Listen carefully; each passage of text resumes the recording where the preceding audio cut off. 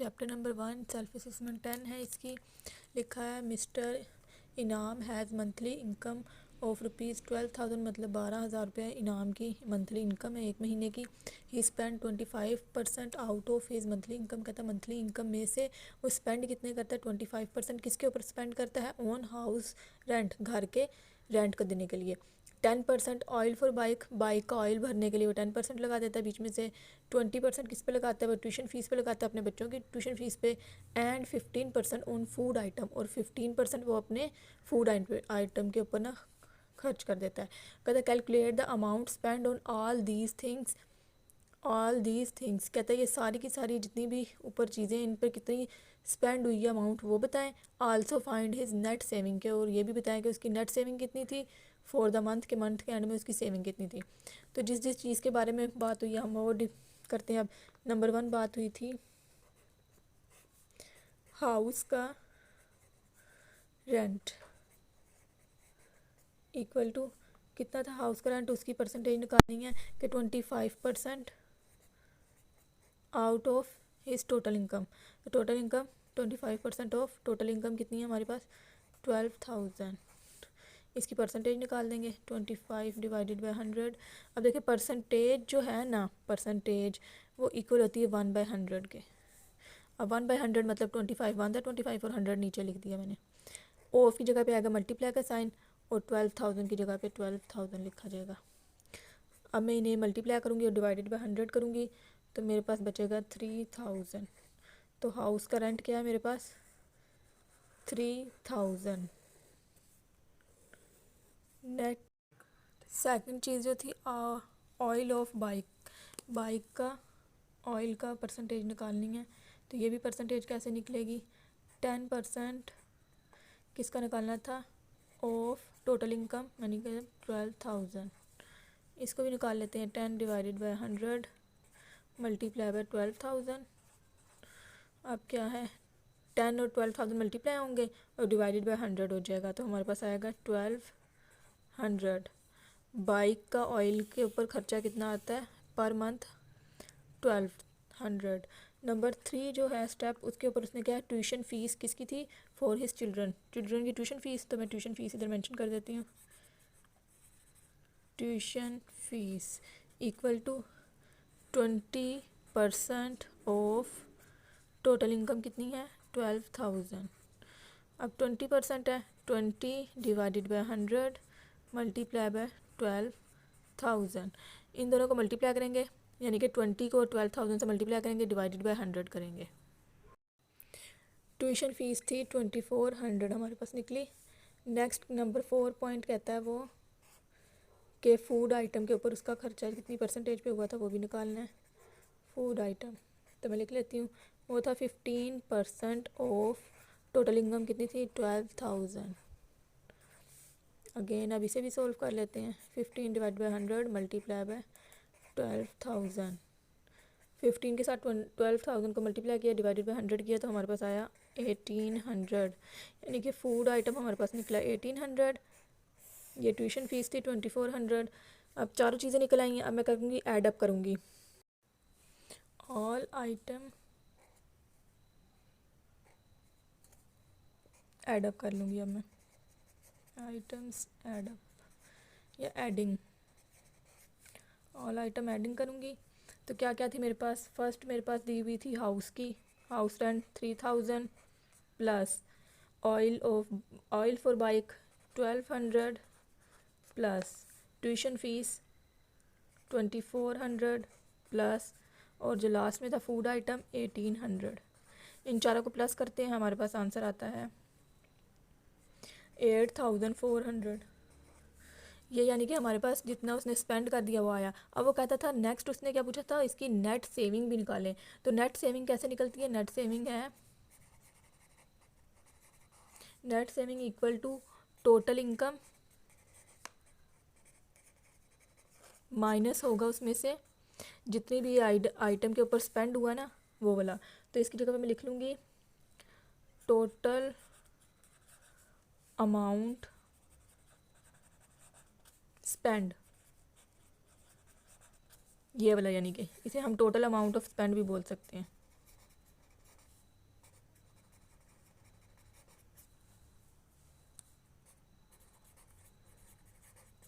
इसे ये भी बोल सकते हैं। अब क्या करूँगी, इन दोनों को क्या करूँगी, माइनस कर लूँगी। टोटल कितनी थी मेरे पास इनकम 12,000, और जो हमारे पास अमाउंट हमने स्पेंड कर दी, मतलब इन चीज़ों को ऐड अप करने के बाद जो खर्चा आ गया था हमारे पास वो था 8,400 रुपीज़।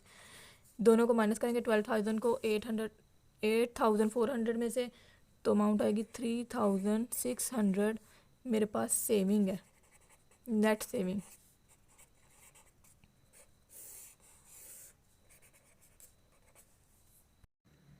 क्वेश्चन नंबर 2 है हमारे पास, mister Akram sell his car at loss of 6%, मतलब उसे लॉस हुआ, उन्होंने पहले ही बता दिया कि 6% लॉस हो गया मिस्टर अकरम को। Calculate the selling price, selling price मतलब SP of the car if he boat that car 3,30,000। कहता है अगर उसने एक कार 3,30,000 में ख़रीदी है तो उसका सेलिंग प्राइस भी निकालें, और उसने पहले ही बता दिया इसका लॉस हुआ है। तो सबसे पहले हम लॉस वाला फार्मूला लगाते हैं और लॉस निकाल लेते हैं। लॉस क्या था, 6% ऑफ टोटल अमाउंट। तो टोटल अमाउंट मेरे पास क्या थी, 6%, ऑफ की जगह पे आएगा मल्टीप्लाई का साइन। टोटल अमाउंट थी 3,30,000। अब मैं इसे सोल्व करती हूँ, 6 डिवाइडेड बाई 100 मल्टीप्लाई बाई 3,30,000। 6 को 3,30,000 से मल्टीप्लाई करेंगे, डिवाइडेड बाई 100 करेंगे, तो आंसर आएगा 19,800। 19,800 हमारे पास क्या हुआ है, लॉस हुआ है हमें। अब क्या कहता था, उसकी सेलिंग प्राइस निकालो कार की। तो मैं लिखूँगी नाउ, क्या निकालना है मैंने, सेलिंग प्राइस। तो इसकी जगह पे हम SP भी लिख सकते हैं इसको, सेलिंग प्राइस को शॉर्टकट में, equal to original price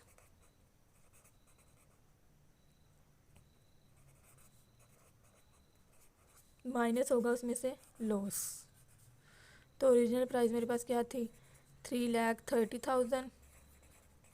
loss मुझे कितना हुआ है, 19,800।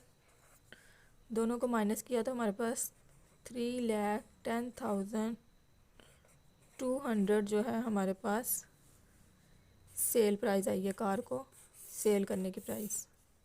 नेक्स्ट क्वेश्चन नंबर 3 है, mister Ali bought a bike of 50,000 if he sell that bike at half price, मतलब आधी प्राइस पे वो इस बाइक को सेल कर दे। कैलकुलेट हिज प्रॉफिट और लॉस परसेंटेज। कहता है प्रॉफिट और लॉस परसेंटेज निकालनी है, और इन्होंने ये नहीं बताया कि लॉस हुआ है या प्रॉफिट हुआ है। हमें यहीं से अंदाज़ा हो जाएगा, उसने कहा हाफ़ प्राइस पे उसने सेल की, इसका मतलब 50,000 का हाफ़ क्या होता है, 25,000। तो यहीं से पता चल जाएगा हमें लॉस है। अब हम सोल्व करेंगे क्वेश्चन प्रॉपर तरीके से। सबसे पहले क्या है, सेलिंग प्राइस,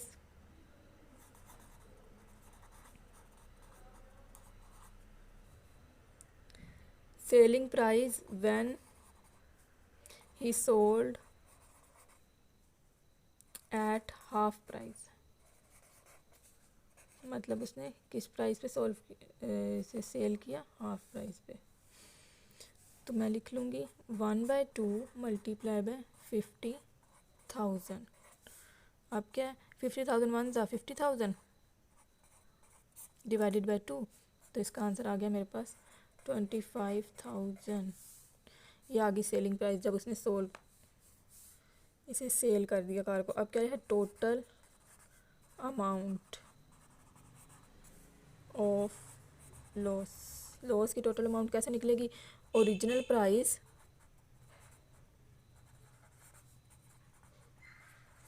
माइनस क्या है जी, सेलिंग प्राइस हमारी SP। मैं लिख लूँगी ओरिजिनल प्राइस मेरे पास 50,000 थी, सेल प्राइस मेरे पास निकली है 25,000। ये सेल प्राइस इसे बोल सकते हैं हम, ये रही सेल प्राइस हमारी। अब क्या है, 50,000 में से 25,000 निकाला तो 25,000 ही आंसर आएगा। ये हमारे पास लॉस निकल आया हमारा, टोटल लॉस जो आया। अब उन्होंने कहा था कि लॉस या प्रॉफिट की परसेंटेज निकालनी है। अब मैं लिखूँगी लॉस परसेंटेज, इसकी लॉस परसेंटेज निकालते हैं। अब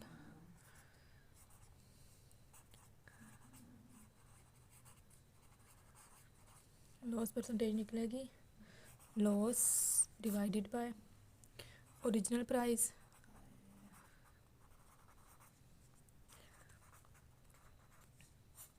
मल्टीप्लाई बाय 100। अब लॉस क्या आया था हमें, 25,000, ओरिजिनल प्राइस थी हमारी 50,000, मल्टीप्लाई बाय 100। इसकी कटिंग करते हैं,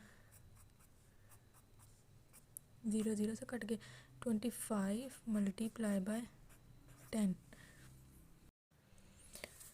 मल्टीप्लाई बाय 10 और डिवाइडेड बाय हमारे पास बचा है जी 5।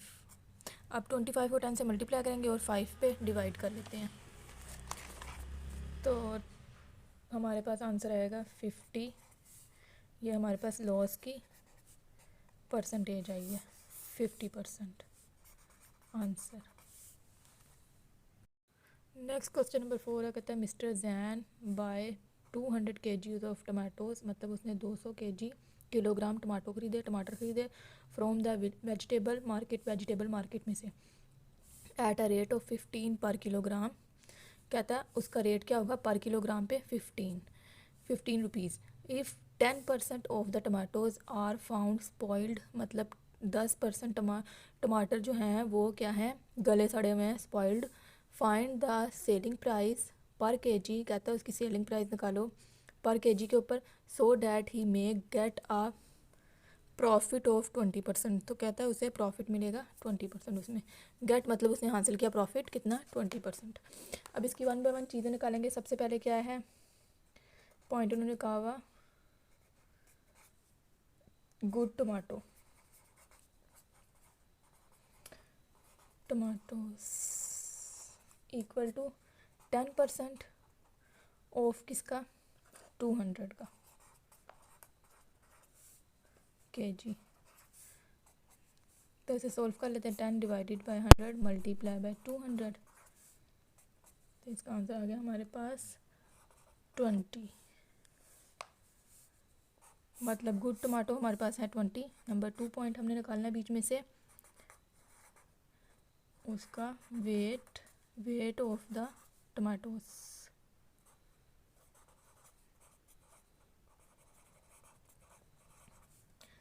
तो वो निकालने के लिए हमने क्या करना है, जो टोटल हमारे पास अमाउंट है 200, उसमें से ये 20% जो गुड टमाटर निकले हैं हमारे पास 20, इन्हें माइनस कर देंगे हम। तो हमारे पास वेट क्या निकलेगा, 180। ये वेट निकला है हमारे पास। नंबर 3 पॉइंट हमने क्या निकालना है, गुड टमाटोज़ की कॉस्ट निकाल लेनी है, कि जो अच्छे टमाटोज़ थे उसकी गुड टमाटोज़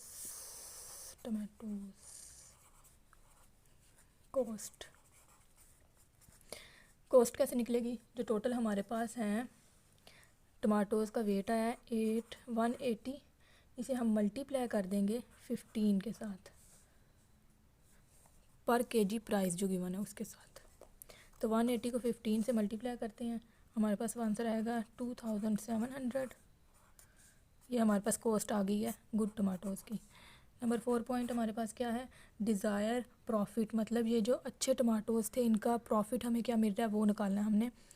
तो इसका मैं लिख लेती हूँ, desire profit of good tomatoes equal to 20% of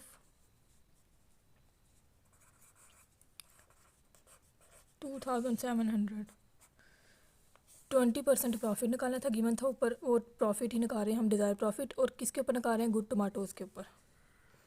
अब 20 डिवाइडेड बाय 100 मल्टीप्लाई बाय 2700। 20 को 2700 से मल्टीप्लाई करेंगे और डिवाइडेड बाय 100 करेंगे। मल्टीप्लाई करने के बाद हमारे पास आंसर आता है 540। नेक्स्ट है हमारे पास जो पॉइंट निकालना है हमने 6, क्या निकालना है, टोटल सेल प्राइस, मतलब SP। सेलिंग प्राइस निकालेंगे हम इसकी, तो इसका क्या होगा, गुड टमाटोज़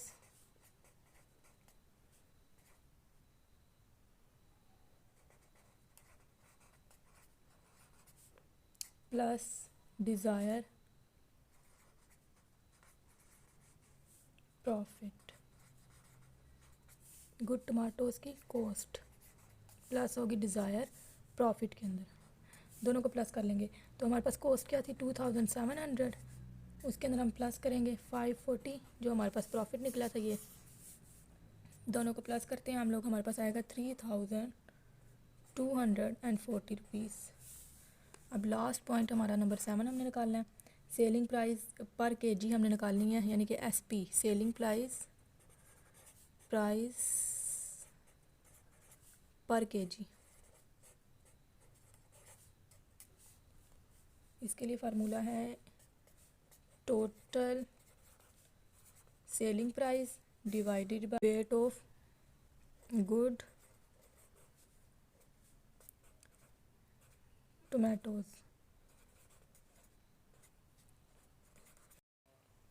अब इनकी प्राइस लिख लेते हैं।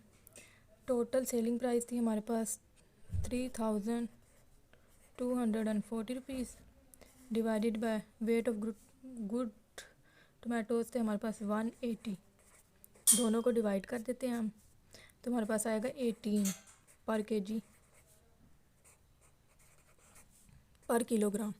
तो हमारे पास कितनी वो पड़ती है सेलिंग प्राइस पर केजी की 18 रुपीज़ एसपी पर केजी।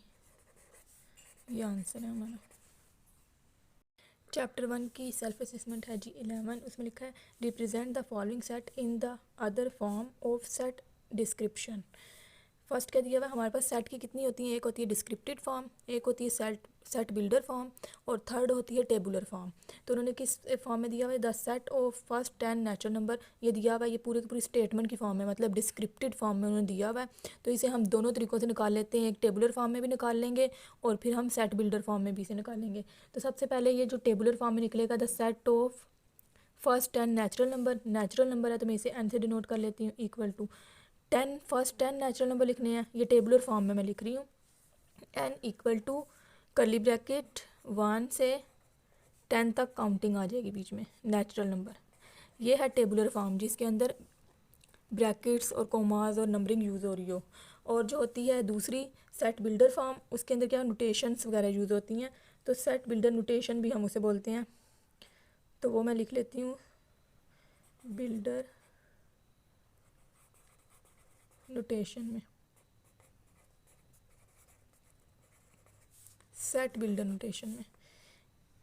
किसके इक्वल होगी ये, कर्ली ब्रेसेस डलेगी, S x such that x is अ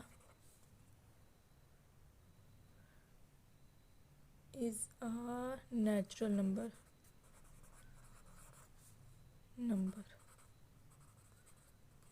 और कर्ली ब्रैकेट क्लोज। ये आ गई बिल्डर फॉर्म इसकी, और ये आ गई टेबुलर फॉर्म। ये है टेबुलर फॉर्म।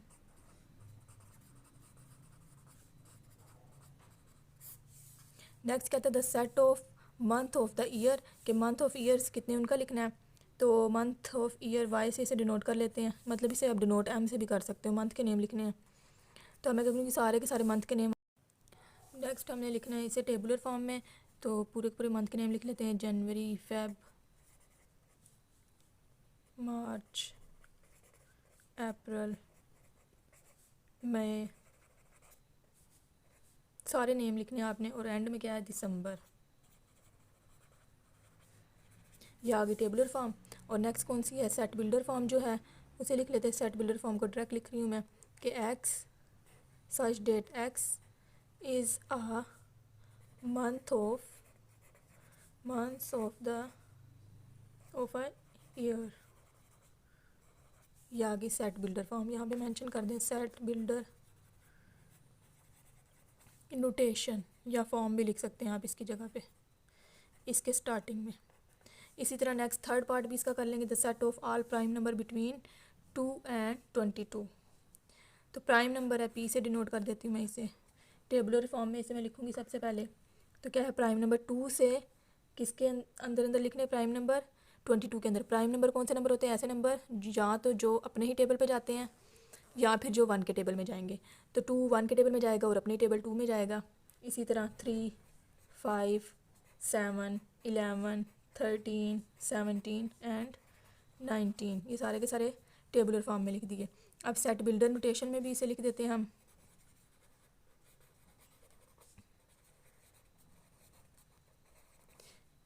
इसके अंदर लिखते हैं हम x such that x is a prime number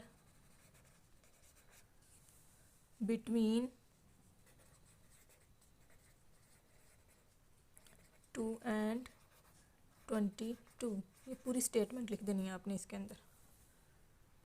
next है सेल्फ असेसमेंट 12, कहता है find the power set of the following set. जो नीचे सेट दिए हैं उनके पावर सेट निकाले। अच्छा देखिए पावर सेट कैसे निकलता है, 2 की पावर n। इसका मतलब n क्या है, जो नंबर अंदर गिवन है 1 2, यानी कि इधर क्या गिवन है 2 की पावर 2, 2 2 ज़ा 4, मतलब इसके सेट कितने बनेंगे हमारे पास, 4 सेट बनेंगे इसके। अब मैं इसके सेट बना लेती हूँ। जैसे नंबर 1 सेट हमारे पास बनता है इसका खाली सेट, दूसरा बनेगा 1, तीसरा बनेगा हमारे पास 2 का, और फोर्थ नंबर का सेट जो है 1 और 2 दोनों का बनेगा, 2 का। इसके अंदर कोमास डाल दें। अब ये हमारे पास 4 सेट बन गए। पहला सेट खाली लगता है, फिर एक एक करके वैल्यू आती हैं, फिर 2 2 करके पेयर बनते हैं, फिर 3 3 के पेयर बनते हैं, सारे के सारे इस तरह सेट होते हैं। तो अब हमने 2 की पावर 2 करके इसकी पावर निकाल लेनी है पहले कि कितने सेट बनेंगे, उसके बाद इन्हें सोल्व करना है। आगे कितना है, अगेन 2 की पावर कितनी है 1 2 3 4, 2 की पावर 4 मतलब 2 कितने टाइम आएगा 4 time, 2 multiply by 2 multiply by 2 multiply by 2, 2 लिख लिया हमने 4 टाइम। अब 2 2 ज़ा 4, 4 2 ज़ा 8, 8 2 ज़ा 16, मतलब इसके पावर सेट कितने बनेंगे 16 बनेंगे। अब इसके पावर सेट बनाना स्टार्ट करते हैं। पहले सेट होगा खाली, दूसरा सेट कौन सा है ए का, तीसरा बी का, चौथा कौन सा है सी, और फिर क्या है डी। ये बन गए सिंपल सिंपल एक एक वैल्यू वाले। अब इसके बाद अगले स्टार्ट करते हैं 2 2 पेयर वाले। ए और बी का बनेगा, ए का बनेगा बी के साथ, फिर ए का बनेगा सी के साथ, ए का बनेगा सी के साथ, फिर बनेगा ए का डी के साथ, ए का डी के साथ। पूरे हो गए। अब ए का बी से भी बन गया, सी से भी बन गया, डी से भी बन गया। अब बी का बनेगा सी के साथ, बी का बनेगा डी के साथ। नेक्स्ट कौन सा बनेगा, बी और डी का बन गया। अब क्या है सी और डी का बनेगा, सी का बन गया डी के साथ। अब क्या पेयरिंग 2 2 2 वाली भी कंप्लीट हो गई। अब 3 3 वाली बनेगी पेयरिंग। ए का बी और सी के साथ बनेगा, ए का बी और सी के साथ बनेगा, फिर ए का बी और डी के साथ बनेगा, ए का बी और डी के साथ, ए का बी सी और ए का बी डी। अब ए का C D, A C D. अब बी सी डी,